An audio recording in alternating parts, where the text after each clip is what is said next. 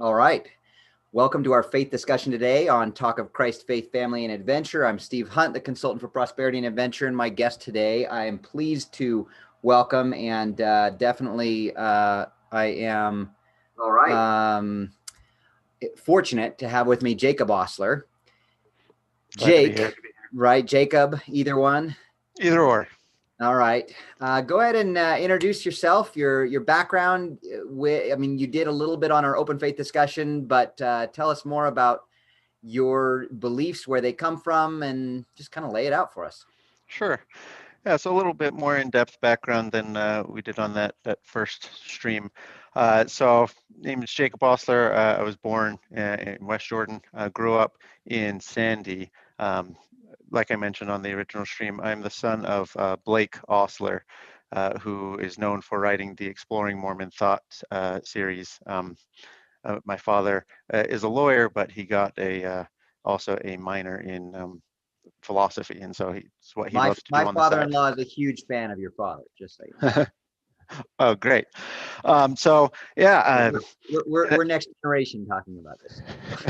Yeah, this is the following generation, and we can talk more about what growing up in a family with those types of views is like, and it's not actually that much different than what you think in other LDS families. I grew up there, and then I served a mission when I turned 19. I served in Russia, the Rostov mission from 2005 to 2007. I served in Kiev, Ukraine, so I was not aware that you were a fellow Russian speaker. I spoke Ukrainian though, but yeah, there we go. Right. Cool. What years did you serve in Ukraine again? I'm a little older than you are. I'm 98 to 2000. Okay, because my brother served in Kiev, but he served from 03 to 05. Okay. All right. So Yeah. a little bit after you. Maybe he saw your name in some of the area books or something like that. Possible. But then I returned home from my mission. I guess I should mention. So I started at BYU before I left on my mission, came back, continued my education there. And I met my wife. She is actually from Russia. She's from the mission that I served in. And we met each other technically once, but we really only became acquainted in Utah. There's a Russian branch called the Mount Ensign Stake, and there's a branch, not a ward, and it's in Salt Lake City, and it's a Russian branch. And she was visiting in Utah, and we won't go too in depth on her story.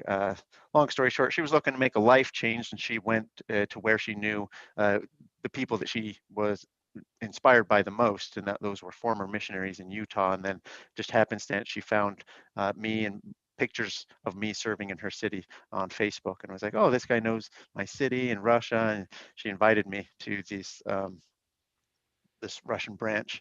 And this is after I'd been home from my mission about a year. So went there, saw she was beautiful, liked what I saw, invited her on a date, not there at church, that would be tacky, a little bit later that night. And then we ended up getting married 9 months later.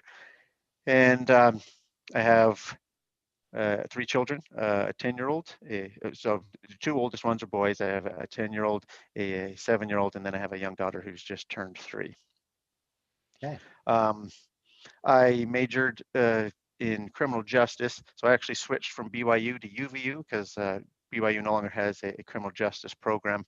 I worked first at the prison for about 9 months, and then I worked as a police officer in Sandy City for 3 years before I decided to make a career change. I had different aspirations of using my Russian, maybe on the federal level, right, CIA or something like that. But as I became more mature in family life, I was looking at what it would take from me and from my family to have that sort of a job, and then kind of made an assessment and said that maybe that's not my goal anymore. And so now I work for a tech startup called Client Book.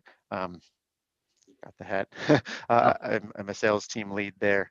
As far as my faith, growing up, I had what many would consider a pretty typical youth and growing up in the church. I was baptized when I was 8 years old, right? I received the priesthood from my father when I was 12, and grew up and never really had any serious doubts. I wouldn't ever say that I've ever experienced a faith crisis, although I would say that my worldview and my paradigms, especially leading up to my mission, but more so coming home from my mission and doing more reading, getting more into scholarship, both LDS and otherwise, has required me to be more flexible in my beliefs and what this all entails.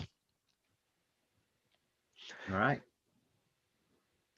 So how is your participation in this, our open faith discussion? What's opened your eyes? What's been most interesting? What have you heard that stands out to you over the last few discussions that you thought, oh, this was kind of an interesting point that was made, or one that you made? Something I really enjoy, because I participate on the internet in a lot of discussions. This has been part of searching for faith and stuff. And maybe I should also mention that I help moderate. I don't participate as much as a moderator as I should. In years not too past, I was a lot more heavily involved in moderating the largest LDS subreddit on reddit.com. And so what's interesting that I've found is when you have like larger forums, and if you're participating on like internet Mormonism, or a place where people feel like they can just lash out against things, people will make broad sweeping claims and make more ad hominem attacks on other posters and things like that. But when we have a type of respectful setting, and I've observed this from even some of the most rabid, anti-Mormons to, the most stuck up letter of the law, you can never take off your garments, otherwise you're sinning type. Like the people that would just be complete polar opposites, when you can bring them into a respectful dialogue, and then they are able to understand one another on a more personal level, a lot of that nonsense of sweeping generalizations goes out the window, and you're able to actually learn one from another. And so just some interesting things that I'd learned. So specifically from Daniel, and I guess I'd never really thought about this, like as an atheist, when it breaks down to it, you almost are forced to come to a determinist view. I mean, if you believe that everything can be broken down to a molecular level, and you can explain how everything works to some degree by just atoms randomly doing what they should be doing, you can't really have free will in that. And that I thought about that, and I was like, that's interesting. I guess you can't really Because you've got to have some kind of an intelligence or soul or something moving and acting on those atoms and that chemicals for there to be any free will. And if there's going to be that soul or intelligence, then there's some kind of spirituality. And is that what you're? Yeah, exactly. There's something outside that can't be explained. There's something that was introduced to act upon those elements rather than those elements just doing the acting themselves. If there is a soul or motivating force inside each of us or whatever, from a scientific standpoint, there's got to be a way to figure out what that's made of and what's just driving that. And so therefore you're going to have everything just be molecules bouncing off each other and chemicals reacting the way they're going to react. And so it's all going to be determined. And then we have the Calvinist, conservative evangelical Christian Joey also saying it's all determined, but there is an acting force. It's interesting that relation. It's like, yep, everything's determined, but this time God's at the head rather than science or just the act of just the way things act in nature. So yeah, it's been interesting to see that contrast. I guess a question for Joey when we get around to it then is God actively controlling, or did he just set it in motion? And then, yeah, how much control does God have on the world? Which is really interesting because I think Joey would say all control, but I guess what I'm saying is, does he continue to actively do it, or did it just roll out, right? Yeah. Well, that's the thing, because if it's rolling out, if he starts the roll, does he really have control at this point? Can he come in and stop it at any point? Right?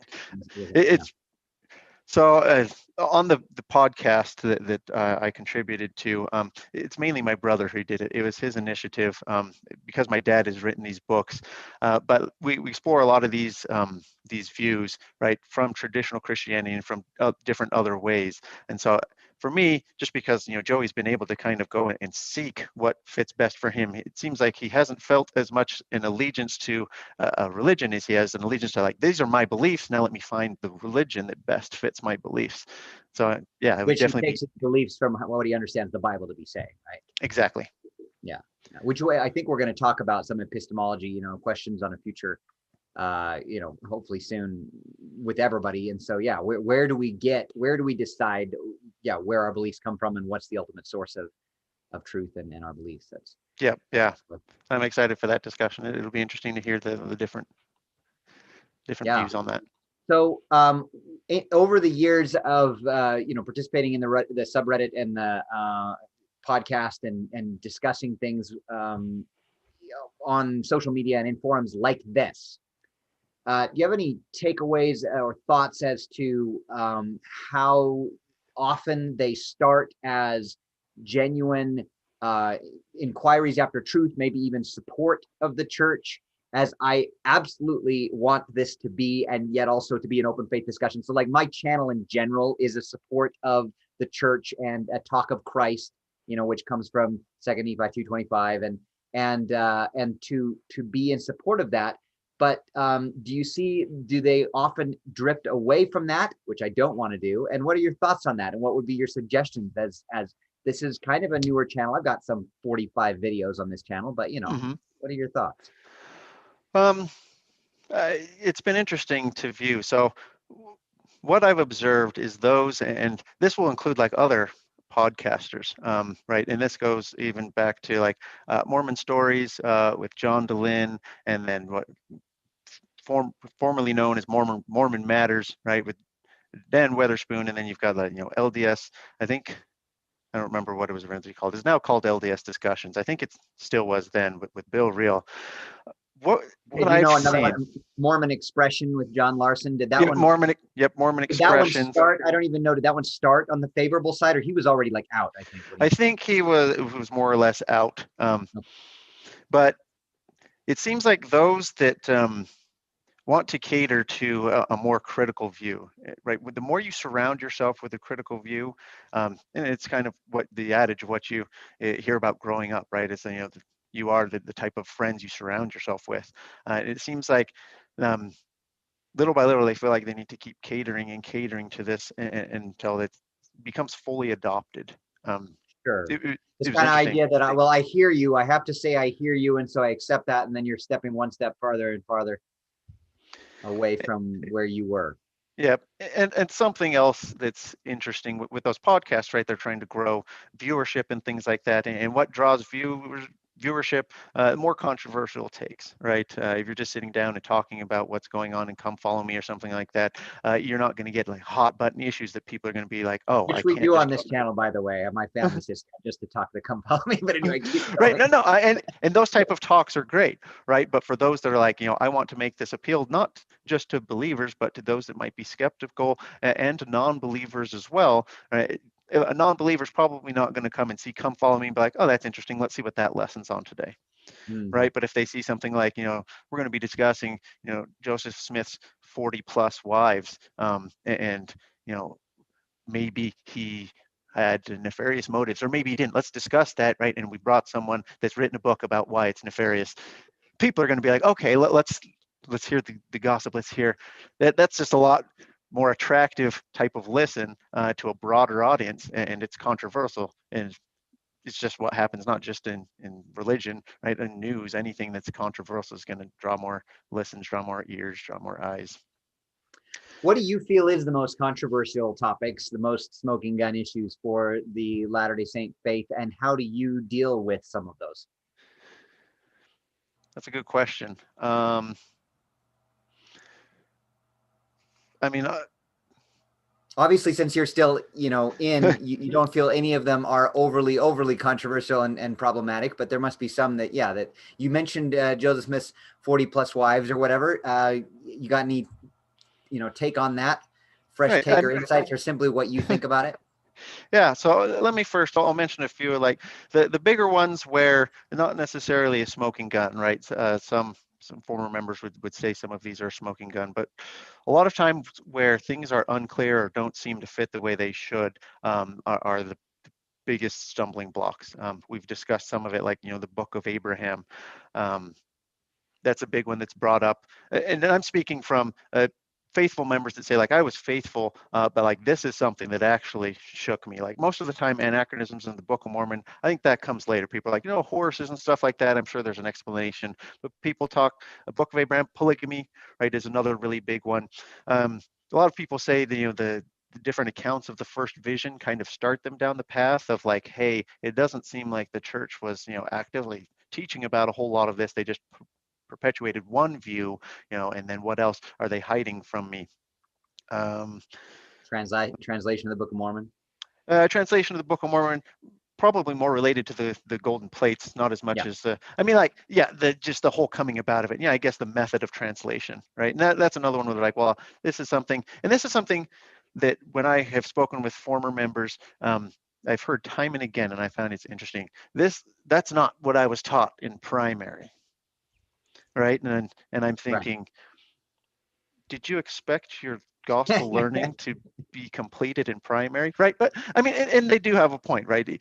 You're probably not going to go into even an elders quorum and sit down and be like, all right, now let's talk about the different ways that this could have happened. You're probably not going to hear about a seer stone in a hat. Maybe now you will, but for a good while there, you wouldn't. Not a lot. Yeah. Sorry. Keep going. Yeah. Yeah. But so going back to your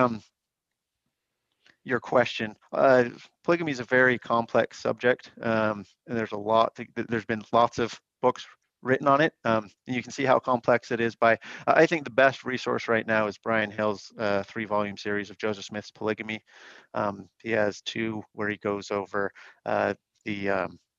the historical documents, right, and the history of it, and then his 3rd one is on theology. Truth be told, I actually haven't read through the theology one, though. I wanted to dig through the history myself and read through because he's done a good job. I think he's been able to compile, unless some new ones have come to light, every known document that relates somehow to Joseph Smith and polygamy, and then kind of says, hey, this is a way that I can interpret it, but all the documentation's here. You can make an assessment for yourself. What I see with polygamy is, and granted, we don't have a lot of documentation. What we do have is pretty scant, or it can be slanted. What I'm speaking about with slanted is correct me if I'm wrong, but in my own research of the topic, in trying to really understand it, I'm just jumping in where you said we don't have a lot of documentation. Mm-hmm. I would suggest that we have, that I know of, almost 0 contemporary written evidence or records supporting Joseph Smith's practice from a favorable view, from anyone who was in favor. Everything that was in favor of it that I'm aware of was written almost 30 years later by those trying to document his practices, which were supposedly in secret. And anything that was contemporary was attacking him for practicing it. And so therefore it's there, as you said, we don't have a lot of documentation, and what we do have all seems to be slanted. Unfortunately, there's just not. Anyway. Well, and by and large, like you said, that's accurate. And I'd have to go back and see what exact documents. I mean, what we have that's contemporary, a lot of it is more circumstantial, and it's like, we think we can infer this from it. But like you said, like any detailed instances of it, it feels like one of the strongest contemporary favorable-ish documents was Oliver Cowdery's condemnation of the Fanny Alger affair, and he was in disagreement and argument at the time with Joseph when he wrote that, and yet that's just about it, and that's all we've got on it at the time. Contemporary is the Fanny Alger affair, and so it's like, what does that even mean? Yep. Well, what's most interesting about that, right, is it went before the I don't know if they were called the High Council at that point or not. But it was brought before like a council for them to judge, and Joseph Smith was like, it ended up being Joseph Smith saying, like, I just want to be clear, like, this was not adultery, right? That you're not even accusing me of adultery, and it wasn't adultery, right? And Oliver's like, well, it wasn't adultery. He's like, okay. and that was enough for Joseph. So, And we don't, and again, we don't know there if it wasn't adultery because they were sealed and married, or because there was no sexual activity or adultery that took place. You know, whether the defense was simply, yeah, maybe there was some flirting that looked weird, maybe there was some weird action, you know, or maybe I was married. We don't know. We don't know which is the defense. yeah, yeah. Um, it's based on the evidence, I do think that there was a sealing that occurred. I don't think that there were sexual relations. I think that would Oliver would have been out from something like that. But what I think is he viewed a sealing as an adultery, right? Getting sealed or getting married to another woman while you already have one is more or less committing adultery. And adultery during that time was meant, it wasn't necessarily just the sexual act, right? If you use the word adultery, it meant anything, right? Being unfaithful. Yeah. Yeah. It's funny. I'm just tossing this out as something that I would love for someone to prove to me is impossible, because I'm really trying to figure all this out. But like you, I think there was some kind of ceremony, sealing, something that happened that we don't quite understand what Joseph's purpose may have been with that, whether he was just trying to seal people that were around him that he loved, you know, because he could bind on earth and bind in heaven, and he wanted these people to be with him forever. And so anyway, point is that here's young Fanny Alger, who's kind of a part of the family, right? But not a part of the family. She wasn't actually part of the family.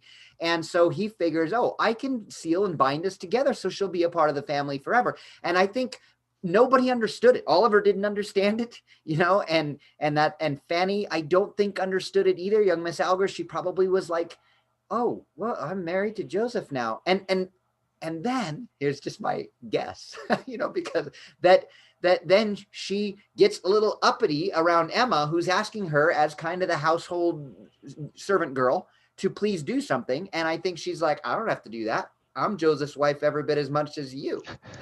You know what I'm saying? I'm just guessing. And then Emma's like, out, get out. You know, you are not. And Joseph comes home to this, and now there's a fight between Emma and Fanny, and Joseph's in the middle, and Oliver shows up, you know? Yeah. And Oliver's like, what's going on here?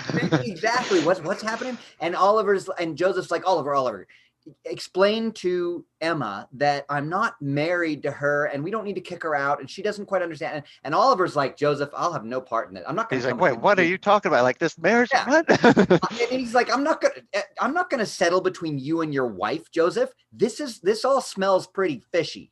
And that's the Fanny Alger affair. And it looks kind of funny, but it's just not what we think of it, is my opinion. And I would love for someone, if there's any kind of contemporary evidence or something that could say that that's not wrong, but I see that as a possibility anyway, as to what happened in that case. And anyway, all right. Yep. And like you said, we don't have great evidence, and that fits within the evidence. There's a lot of different ways to interpret the evidence, and right, me and you both being believing Latter-day Saints, we can view the evidence and find that, unfortunately, it can be viewed from a different view, and it still fits the evidence. And so it's kind of, hey, how are we viewing this? Taking polygamy as a whole, though, I think the evidence, you can't really pull out sex as a motivator, because there's a decent number of sealings we have record of. Joseph showed up for the sealing, and then he bounced, and they never saw each other again. It's no adoring love, none of this. I'm sorry, when you say you can't pull out sex as a motivator, what are you saying? That we can't rule it out, or we can't identify it? I'm saying you can't identify that as a major motivator. You can't say he's a sexual predator. Maybe I phrased it incorrectly. No, I get it. I'm gonna personally agree with you. Obviously, those who disagree with us about polygamy and motivations are gonna just assume that's his motivation. And unfortunately, because we don't have enough evidence one way or the other, we can't prove our position. But I'm gonna say with you, Joseph and Emma were both fertile. They had, 9 children of their own, I think. Many of them died. And then not only that, but all of the women that Joseph married were later remarried and all had many children. So they were fertile. So Joseph's fertile, the women are fertile. And yet, to my understanding, there's not a single descendant of Joseph on the planet from any of those women. So with the fertility of both being what it is, where there you go. It just doesn't seem like that was his motivation, like you say. There's something else going on. He Yeah, wanted. and I would go as far as to say the evidence points for that being not likely. It's not like a 50-50 evidence. Like I said, there's different accounts where Joseph doesn't even spend a night with the wives, right? He doesn't even have a whole day with the wives. It's more, it's clear that Joseph viewed it more as something religious. And just to point out again, I think all of those accounts were written down 30 years later. So I'm not that I'm just saying that is what it is. And so, yeah, they just said, yeah, I was sealed him. And then we never did anything, but it became, though, obviously about later in the church about propagating seed and reestablishing, Zion on the West Coast. And certainly there were definitely people around Joseph who thought of this as a way to grow their families and then pursued that.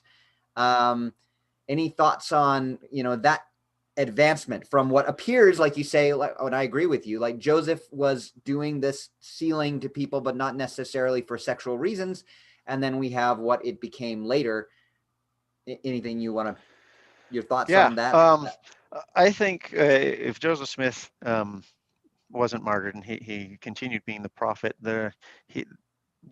polygamy probably would not have evolved into what it was, and we would have received more. In fact, at the end of D&C 132, a lot of people don't recognize that it says, right, that there's more to be revealed on this matter. Like people think polygamy is what I see, and maybe this can kind of wrap up the polygamy if we don't want to spend too much time on Sure. this. Yeah. What No. I see Yeah. polygamy as is it was something that was commanded to Joseph. We have evidence that as early as the early 1830s, Joseph is receiving revelation that the ancient order of plural marriage is to continue. And he's not practicing it yet, but he's kind of filling out, right? And then we have the Fanny, Alger, however you want to pronounce it. So I am going to jump in and just say, when you say we have evidence that he was receiving this, again, I just want to point out from my view too, most of that evidence is much later post dated. And also I do struggle with, I'm going to admit that I struggle with the Joseph Smith receiving a revelation 12 years before he started following it, wouldn't follow it until an angel with a drawn sword comes and says, I'll kill you if you don't follow this. When it's the same Joseph who earlier lost 116 pages and said, I will, from now on, I made this my rule. When the Lord commands, do it, and he was completely committed to following what the Lord commands, but then he gets this revelation and doesn't do it for 12 years. Anyway, so I have some iffy questions about whether or not he, how early he knew or how early, anyway, but let's keep going. Sure. And like it's not concrete evidence, right? That's why I say there's some evidence that indicates it. And it was more of like they were exploring at the time of taking American Indians, Native Americans as possible plural wives, right? And this is kind of what he was talking about. And then, like you said, though, it's at least 20 or 30 years after the fact, they're starting to remember, oh, yeah, Joseph was mentioning something about this at that time. And putting it in the the 20,000 foot view of things, it seems like it fits and it makes sense, right? And so this is my current view, right? With new evidence coming to light, as always, in my views, I'm liable to change it. So it seems like there's these inklings that are coming, and I think this one wasn't as much as, hey, you have to do this right now, or maybe it was, but this was just something. I mean, taking a second wife for me, like, I don't know if that's like, oh, okay, like, translating is one thing, but like that affects more than just me, right? In a big way. I don't know. But so what I'm seeing, and I do take a later dating. Some people date the Van Alger affair or scrape, right, as Oliver originally penned it. Yeah. So there's evidence that shows that it was affair. Oh, right. That word was. It was a word that was written over scrape. One was crossed out. Oh, was it? Okay, keep on. And so I think it's closer to when there's evidence that it can be when the sealing power was restored. Whether it's before that or not, that's not a deal breaker for me. But that would have been, I'll have to check my sources again, but I think that's, I want to say March or April of 1836. I think that it fits really well because Fanny leaves, right, that later that summer. And I can't imagine if this is something that was figured out right in 1833 or 1834, that no, she's just going to chill there a few more years and then she leaves. It would make sense that, you know, within a few months of something like this happening, that's when Emma is fed up and was like, you know, we're not doing this anymore. Fanny's got to go. So I see him kind of testing the waters. Like you said, you know, she's kind of part of our family, but not yet. I'd like to make that something more. Why more isn't revealed, I don't know. But D&C 132 does state that one of the reasons that polygamy was being restored is a trial to the people. Maybe this is something more of, hey, Joseph, you know, this is something you kind of got to figure out on your own. Much like with the brother of Jared, right? Of, hey, there's no light. Okay, well, what are you going to do to get light? He didn't say, oh, you should go get those stones and bring them to me. Brother Jared had to figure that out for himself. So I think he's kind of like, hey, this old practice, this ancient practice needs to be restored, Joseph. You know, you get to figure out how to do that. And maybe that's why it took a little bit longer. It wasn't a go and do. He's trying to like, okay, I'm not getting more revelation on this, but I should probably figure out how to do this. What happens though, whether that happened is, and this would make an even greater divide, whether it's 1833, the earliest, you know, that some scholars would say, or 1836 is more of where I put it. We don't see another plural marriage until, again, I'd have to check the exact, but it's at 1841, I think. Right, so we've got at least a 5 or 6 year gap going on here. I think that, you know, that burned Joseph bad enough where he's like, okay, I'm not even going to, this almost wrecked my whole family. I'm not even going to worry about that again. But I don't think he's going to be making up these stories about an angel. I think that, you know, now Well, it's but becoming. again, that's the secondhand hearsay thing. That's the problem with that story. I'm not saying that Joseph didn't say it if there's a firsthand account from him, but I believe that it was an account reported by a later practitioner of polygamy 20, 30 years later who said, yo, yeah, I remember Joseph telling this story. So there's actually 4 different accounts of the angel, and only one of them I think has a flaming sword. And the angel appears a few different times. I wish I would have done more reading. No, that's good. We didn't know we were going to talk about this. Yeah, if you asked me a few years ago, I would have been able to give you finer dates, but I think there might have even been an appearance before the Fanny Alger incident, and so that could have been what motivated that. And then so Brian Hells did a good write-up on them, and he compares the different, right? Some of them have probably been embellished, like you said, over the years, but I think Joseph is probably getting some sort of, hey, this is really something that you need to do. And I think it becomes powerful enough in his life where he says, okay, I'm going to go and do this again. And then right in 1841, and it picks up and it slowly starts to take off. And then it really takes off in, 42, 43, and then to the end of his life. And he was still having wives sealed to him within a few months of him being martyred.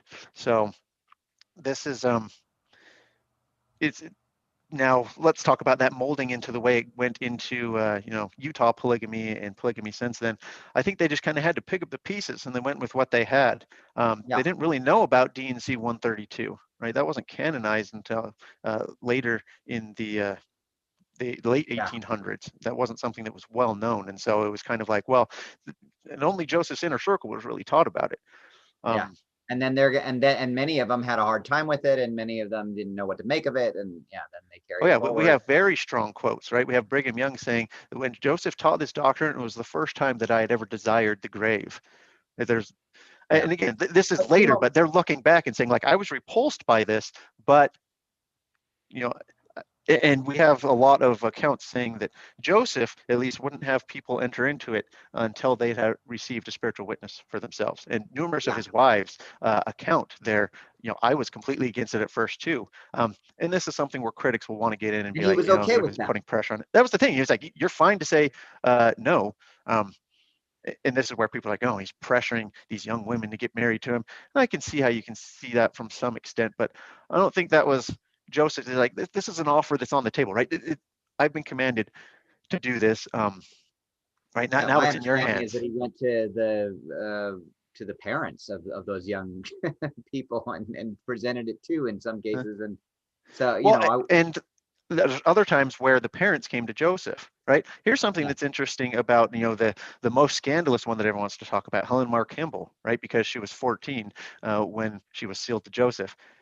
Joseph wasn't the one that said anything to Helen. It was Heber who came to Joseph and made the offer. Hey, and so it wasn't Joseph's idea. Right. Heber was understanding perhaps how this was working here. He knew he wasn't giving his daughter as a young child bride. He was just like, hey, how do I get my family sealed to Joseph? Yeah. So yeah, it's fascinating. And back to what I you said, sorry, I just want to add this. And so you were saying, it seems that Joseph, right, he's not just looking for additional wives and go on sexcapades. It looks like he's wanting to create an eternal family, because isn't that what sealing is all about? We not have only that, but brothers. yeah, go ahead.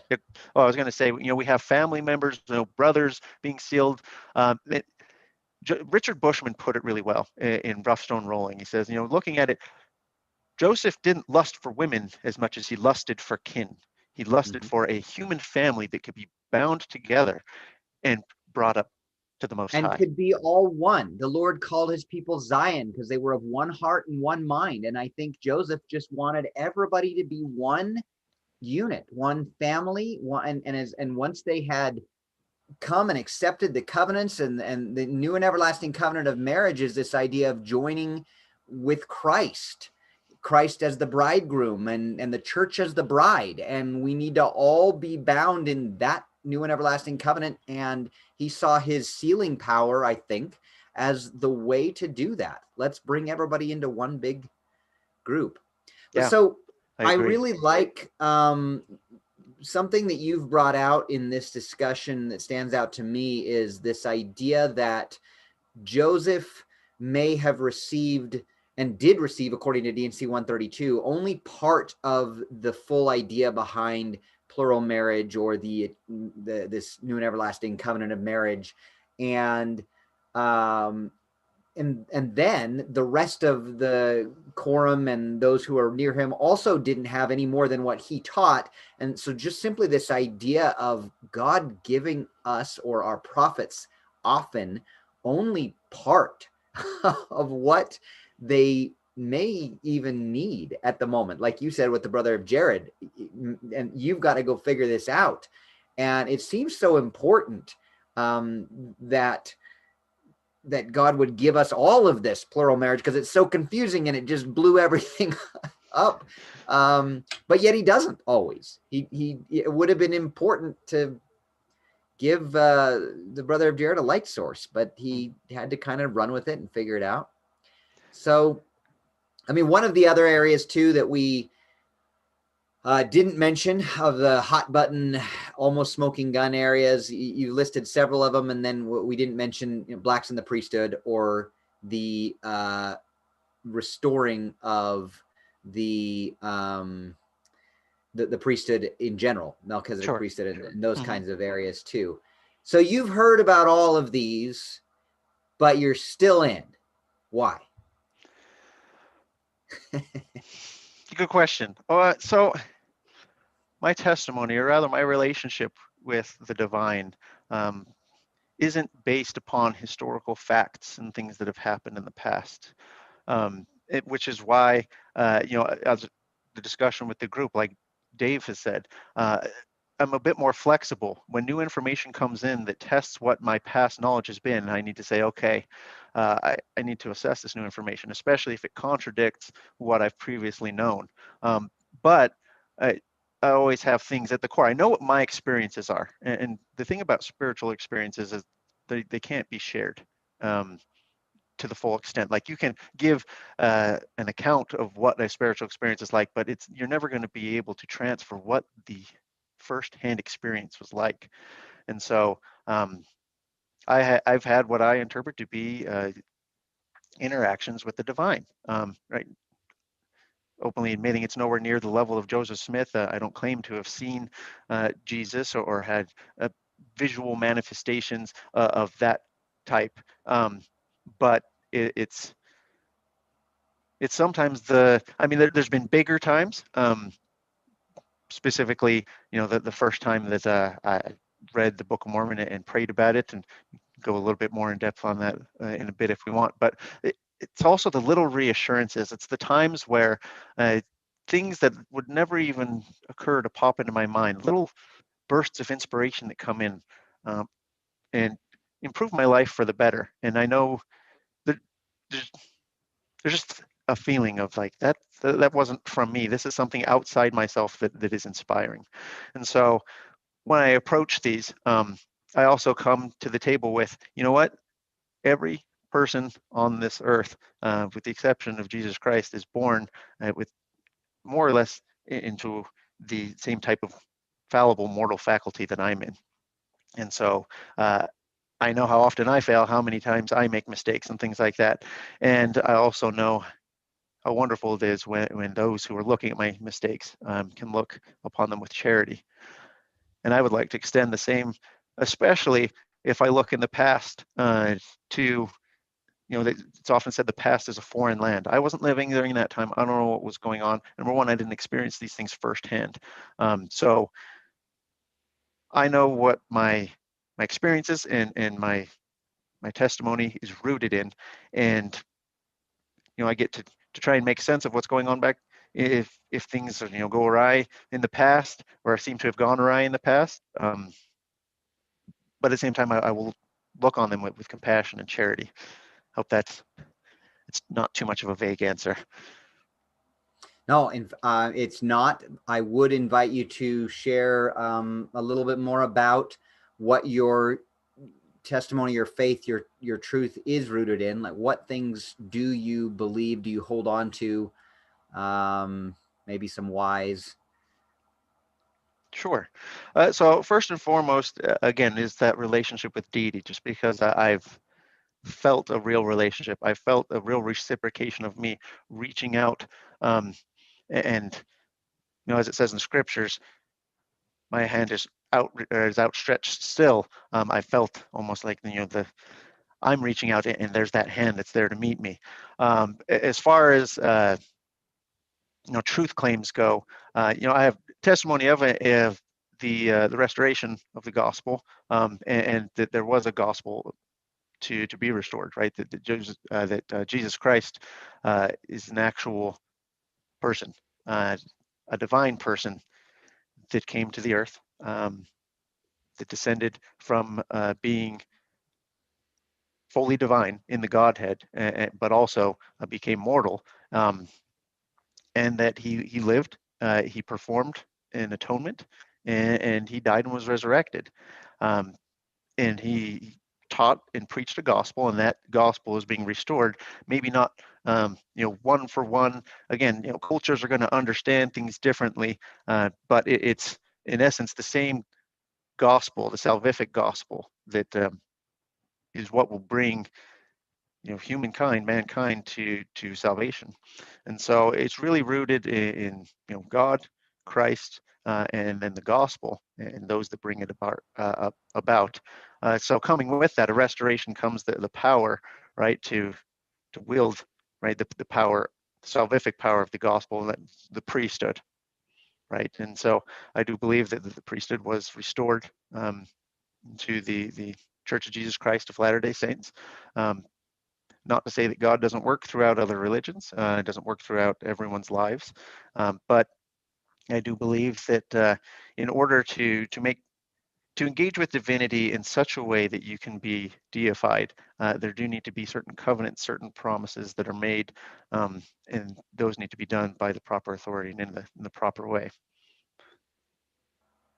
Thank you. I appreciate that statement of your beliefs, which very closely aligned with mine. In a previous video, I made 5 points of my own beliefs, and they include. I didn't number them out quite as nicely as yours did, yeah, but no, my relationship with God and Jesus Christ's role, and Joseph Smith and the restoration, and the authority of the high priesthood.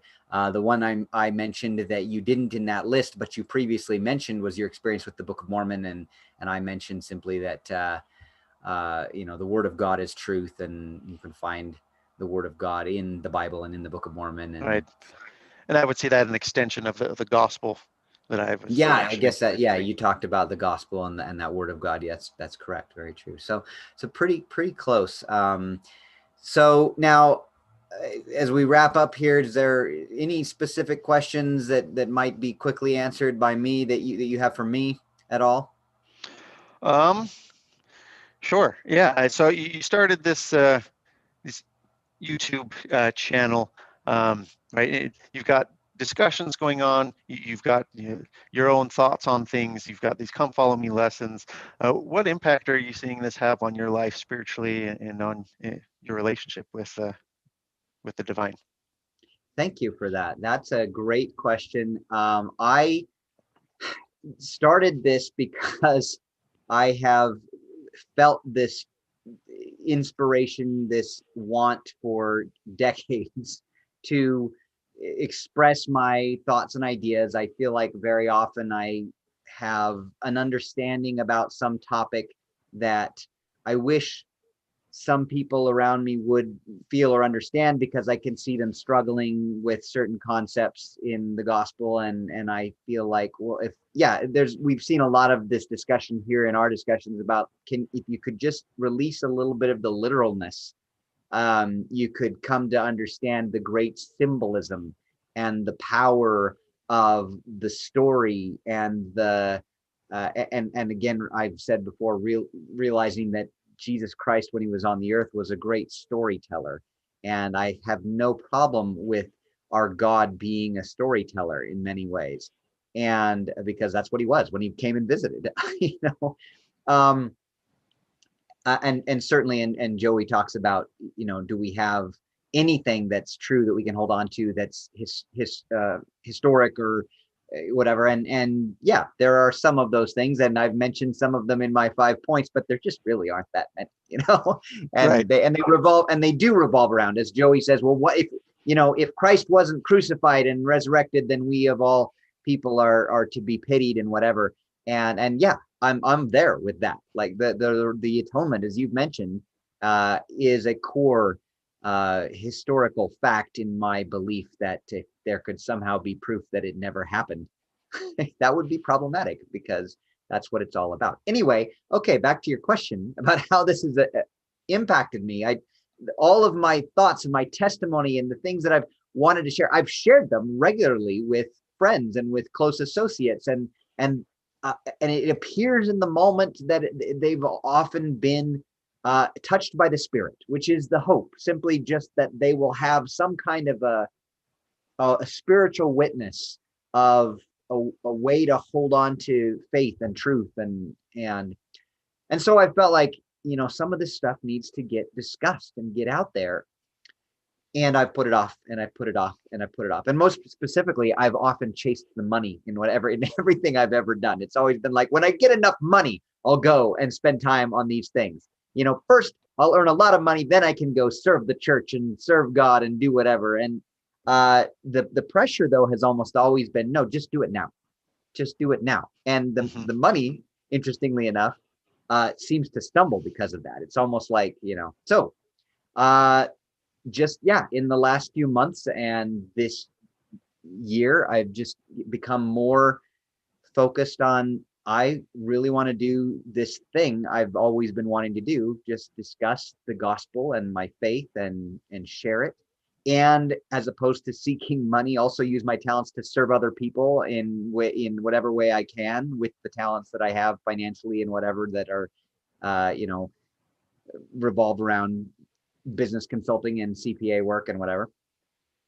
And so I've dove into that, getting more in touch with something that I feel is more a calling or a purpose over the last few months. And in answer to your question, I have felt a very immediate increase in spirituality in my life, a closeness with God, with the divine, as you put it. My prayers have become, much more powerful, and I see answers to them on a daily basis.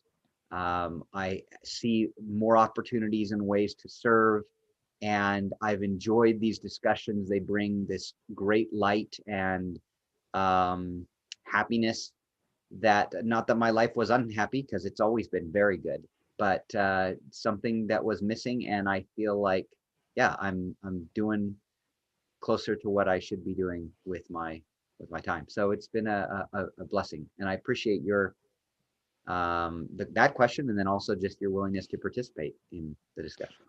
Yes, I want to thank you as well.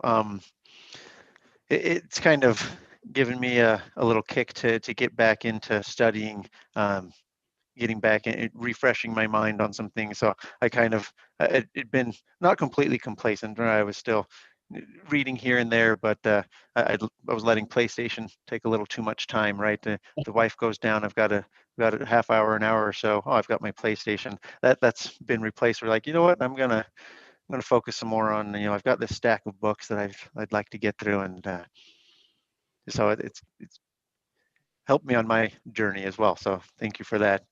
I do have one more question, and I might have some input on this as well, just because I know this is something, particularly with those that are aware of and dive into the more controversial aspects and come back on a believing side. There's often in somewhere in there something that can be termed as a faith crisis or a dark night of the soul. I mentioned that I haven't had a full-blown one, but I can describe what was the closest that I've come to it. Have you ever had an experience like that where you, for me, maybe I'll just share real quick what it was. It was a realization, let me think, it was probably about 2010. And it was prophets, modern day prophets. I remember sitting there at one point and I was sitting there thinking, we've got these scriptures, we've got, when Joseph Smith was here, all these revelations, like I've got all Doctrine and Covenants and I go all the way. And then what's the last time I actually had a revelation revealed from a prophet, right? That was canonized. It's something for the whole church. And I looked in and I was like, I wasn't even alive. 1979, right? The or 19, yes, 1978. Sorry, yeah, 1978. With the ending of the priesthood restriction, and all worthy males could have it. And I was like, I just remember sitting there and felt beside myself. I was just like, what are the prophets even doing? Right? Are we still even being led by revelation? That was the closest that I came to a faith crisis, and I had to sit there for a little bit, and I had to have a paradigm shift of what I expected from a prophet, what exactly a prophet was, right, and why we weren't having canonized revelations. Have you had anything like that?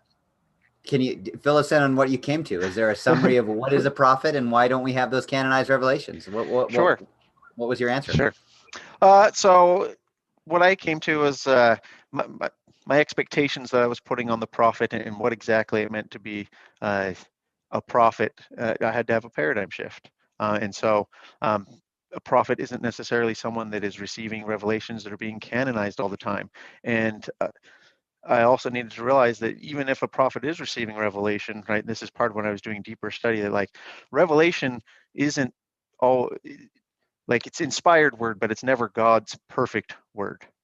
Even when it's speaking in the first person in the Doctrine and Covenants, this is still a revelation that's coming down and it's being filtered through a human being. So that was number one, is I had to bring them back. And this is kind of what I mentioned earlier.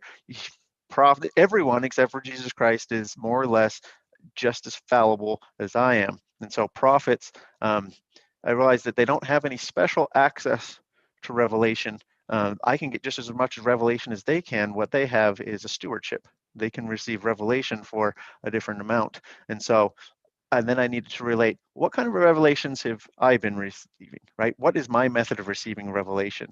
And then my expected, like, I was like, okay, yeah, I don't feel like I've received anything that I'm going to write down and put before the church to be canonized. That still doesn't explain, right, why we haven't had anything since 1978. But what I realized is since Joseph Smith, we've had one from Brigham Young. We've had one from Joseph Fielding Smith in 1919.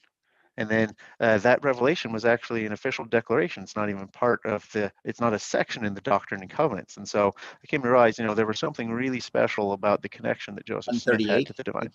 Joseph Fielding Smith. Did I say 139? No. I'm just saying that the Joseph Fielding Smith was canonized as 138, and then we had Woodrow. All right. No, we had the 1890, the Polygamy Manifesto. So I guess we'll consider that one as a revelation, right? Because that's an official declaration as well. And then we had 1978. I guess I should get my dates straight before I. No worries. Yeah, no, but you've got to. Yeah, you're right. Just a few. Yeah. Anything else you wanted to say on that? And then I can respond to that.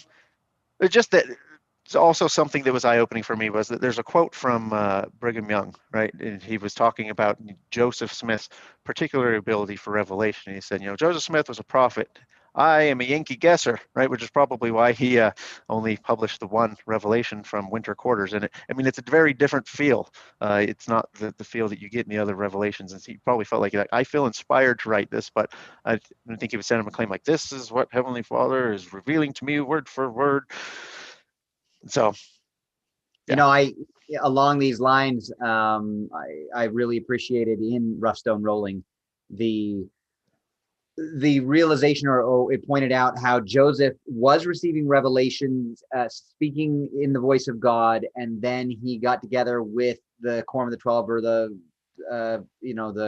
High Council or whatever, and they'd have discussions. They'd record the notes of their meetings, and then he would vote, and they'd canonize right there the notes of their meetings, Mm-hmm. and he put it right next to his revelations, indicating that as Joseph was going through his life, he expected not only to receive revelation in terms of the voice of God coming to him as the prophet, but also that the United Council of the Quorum of the 12 and the First Presidency and whatever, just in making decisions, would in fact constitute revelation, just the same. And so, although we haven't canonized many things, like you pointed out, there definitely have been times when the united voice of the First Presidency and the Quorum of the 12 have spoken. And I wonder if Joseph Smith had been alive, if he would have said, stick it in the book, stick it in the book.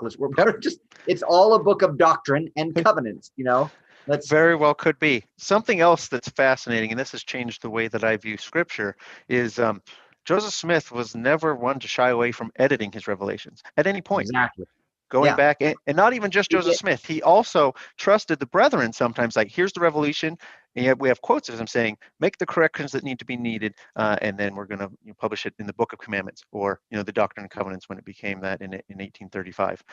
And so this is, and maybe we'll need to speak with Joey about this. This is why there's no way I could ever have sola scriptura, because if you take that and you put that same freedom, right, that same liberality for someone to be able to have a clearer picture at a later time, revelation not being set in stone, suddenly the scriptures, any contradictions or anachronisms, things like that, can fade away pretty easily. One of the discussions with my family around Come Follow Me, and it might have been just the DNC one discussion a couple of weeks ago, is this idea of the voice of God is found in the scriptures, but that doesn't mean that the words in the scripture are the words of God. Exactly. The voice of God comes out in that Holy Ghost bearing witness to you and your heart and your mind, the way that revelation comes to each of us. And the words that are written are men's words, every one of them.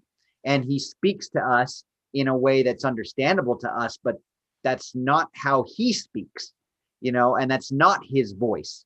So, Joseph Smith would tweak the words of Moses and of all of the Old and New Testament prophets, just because, I would have said it this way, or just because the Holy Ghost is inspiring me to speak this way. And yeah, exactly like you, I believe that the voice of God, the word of God, is truth.